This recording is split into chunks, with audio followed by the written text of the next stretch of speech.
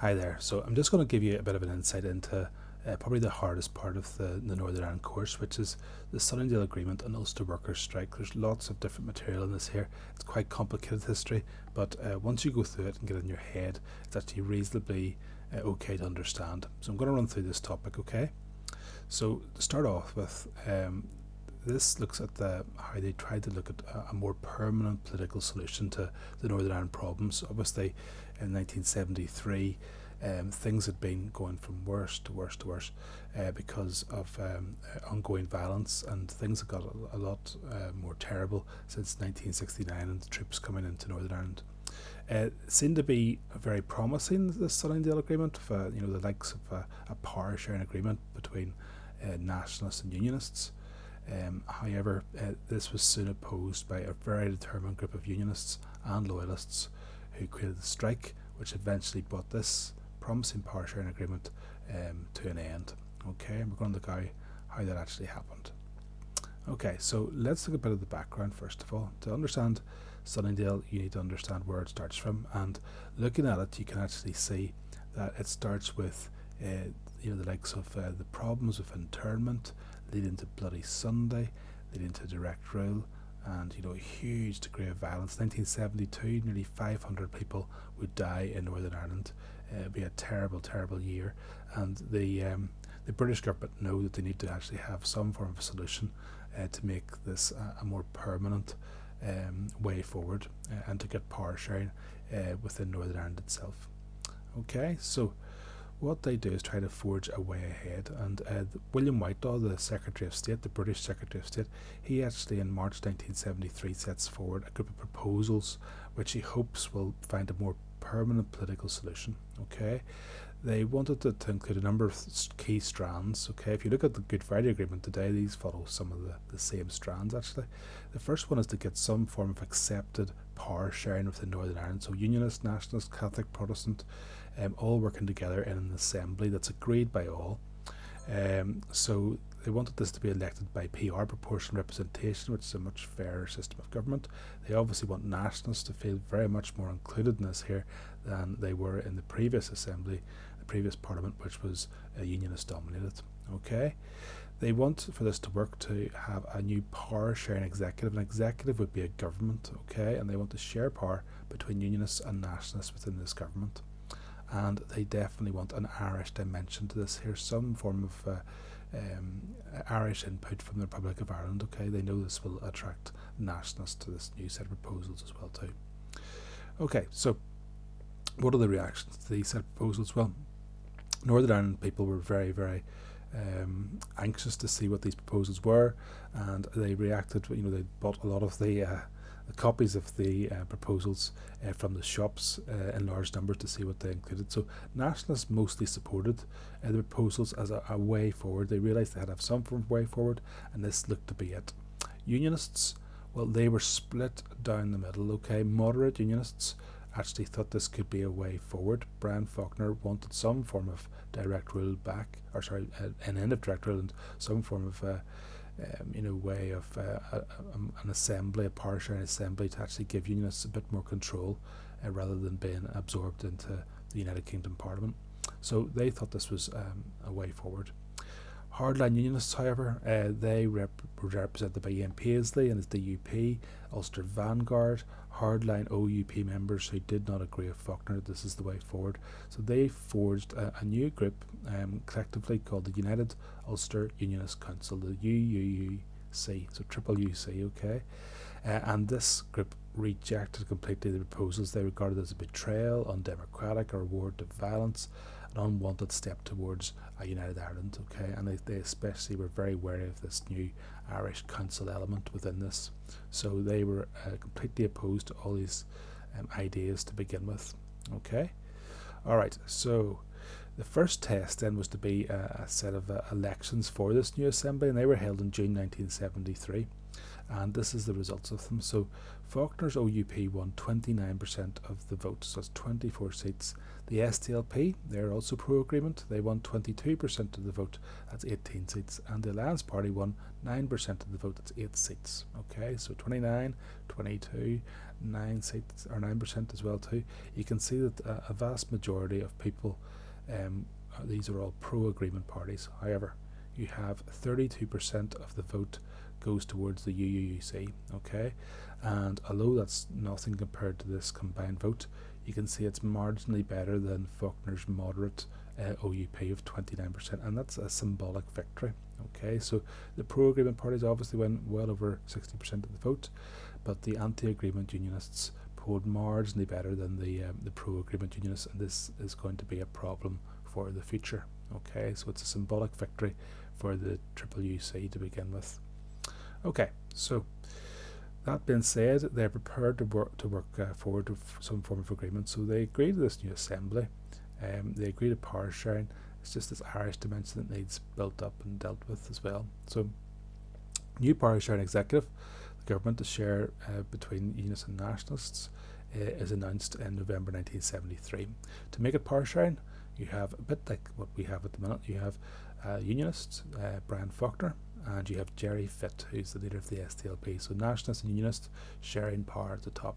Okay, there were going to be 11 ministries, and they would be shared amongst the major pro-agreement parties. 6 of these were going to be unionists, representing the population, I suppose, and 4 of them are going to be, 5 of them are going to be SDLP, and 1 of those is going to be Alliance. Okay, so it's divided up much like the population. Okay, so they've got agreement on the assembly, they've got agreement on power sharing. It's just this Irish dimension that needs sorted out, and obviously the SDLP and the unionists are going to have a very different idea about what this Irish dimension means, but they need to build this deal. Okay, so to get this Irish dimension, it's going to be the third part. It's the most controversial part as well too. Nationalists wanted obviously very strong involvement from the Irish government.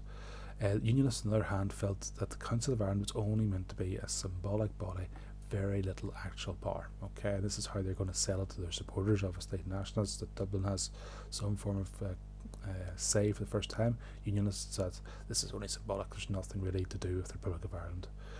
These big differences were going to cause big problems though to this agreement as time goes on. Okay, the British government were very vague about what was actually involved. Okay, so to tie everything together, then they all met together in this beautiful stately home just outside London called Sunningdale, and all the pro-agreement parties met there. The British and Irish governments met there as well too. Anti-agreement unionists were invited to come eventually to speak, but they refused. Okay, they refused to answer even the phone calls, and they agreed to the following within this here. The British government agreed not to oppose a united Ireland if the people of Northern Ireland voted for that.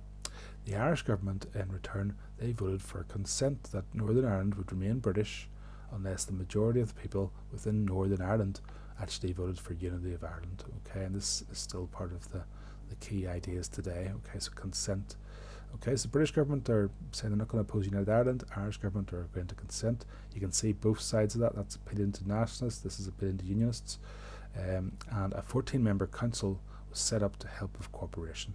Justice and security, they were to remain off the table until Northern Ireland was much more secure, and that was going to be passed on, perhaps at that stage. Never got to that point though. All right, so the reactions. Okay, nationalists agreed, believing that the Council of Ireland was going to give lots of Irish involvement in Northern Ireland. Unionists agreed because they believed this Council of Ireland was little more than this compromise deal. That's only symbolic. Okay, so of course these big differences would remain. Republicans felt that the deal went nowhere near a united Ireland. Okay, so the Provisional IRA were prepared to keep on fighting, keep on bombing, keep on shooting, and they announced this here for a huge bombing campaign in London around Christmas time, which actually killed a few people as well too. The UUC, they were committed to bringing down the agreement completely still. Loyalists formed the Ulster Army Council. They were very worried of this Council of Ireland. They thought it was a real threat, and they were opposed to any Irish dimension to this deal whatsoever. Okay, so things didn't look good from the paramilitary point of view. Okay, so what happens next? Well, this here is an important part here. It comes to the new year, 1974, and just as Faulkner was taking up a seat as new leader of the executive, his party, the ruling body of the OUP, his party, actually voted to reject the Sunningdale Agreement, saying this Irish dimension went too far for them. This put Faulkner in a terrible position, because he was leader of the party. He's agreed to this here stance about power sharing, and now they've actually pulled the plug. So what he does is he resigns as party leader, but he still had the support of 19 out of the 21 OUP assembly members. So he was able to hold his position as head of this executive, but it's a position that was now weakened. Alright, so what happens next? Well, unfortunately, another blow comes because there's a snap election, and there's a UK general election 1974, and this puts again the issue of Sunningdale up for a debate. And at that election, the anti-agreement UUC, they win 11 out of the 12 Westminster seats. It's a huge blow to Faulkner, and showed that there was mounting pressure against the agreement from unionists. Okay, it was clear the majority of the public now did not seem to support it, especially from unionists, obviously. And in the United Kingdom, a new Labour Prime Minister, Harold Wilson, very narrowly won this election, and this meant that Northern Ireland was not really going to be a big priority as well at that stage. So it really unstabilizes things, or destabilizes things at this point. Okay, so what happens next? Well, with all that instability, this here happens. The Ulster Workers' Council is formed, and they are a unionist organisation, a loyalist organisation that's set up to bring lots of different groups together and try to oppose Sunningdale.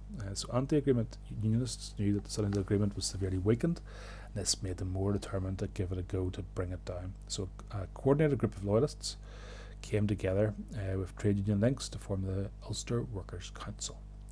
This group is very well supported by a variety of anti-agreement groups, including loyalist paramilitaries, and this made it very powerful as well too. Remember, there's 30,000 people in that UDA at that point.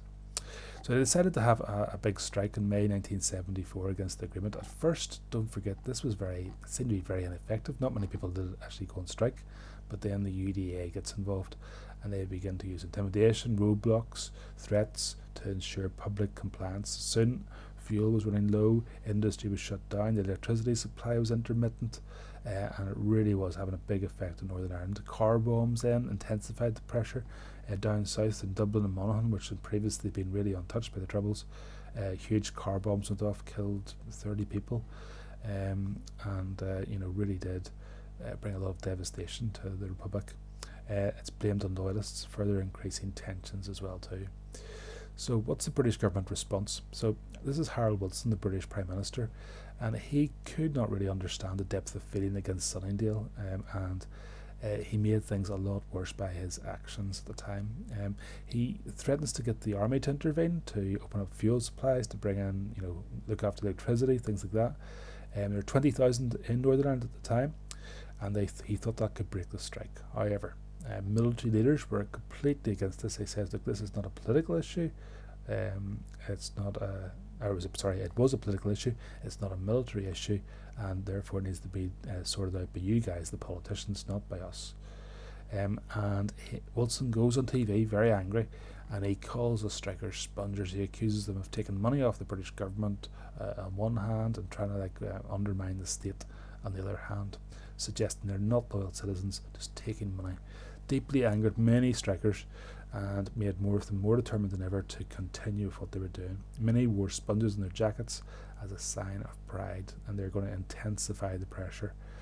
That pressure couldn't last much longer, and with little options left, Faulkner eventually had enough, and he resigned on the 20th of May, blaming the British government for not having some form of communication with the strikers. Without unionist involvement, obviously, one of the key strands is gone, and it cannot be power sharing without unionists. So direct rule was reintroduced for Northern Ireland. This would last for over 2 decades, and I think 2,000 more deaths would actually come before a Sunningdale type agreement, the Good Friday Agreement, actually comes into place and eventually does bring a little bit of stability into Northern Ireland. Okay, so they're going to have to spend a lot more longer looking at potential solutions before things get improved. Okay, I really hope this helps. These are the key links that you should probably try out. So bhshistory.com, the Belfast History Google Classroom, obviously, our Belfast History YouTube channel. BBC Bite Size is a really good section on this as well too. Really good video on that. And then the SEA History microsite is very good as well too. Okay, thank you very much for listening.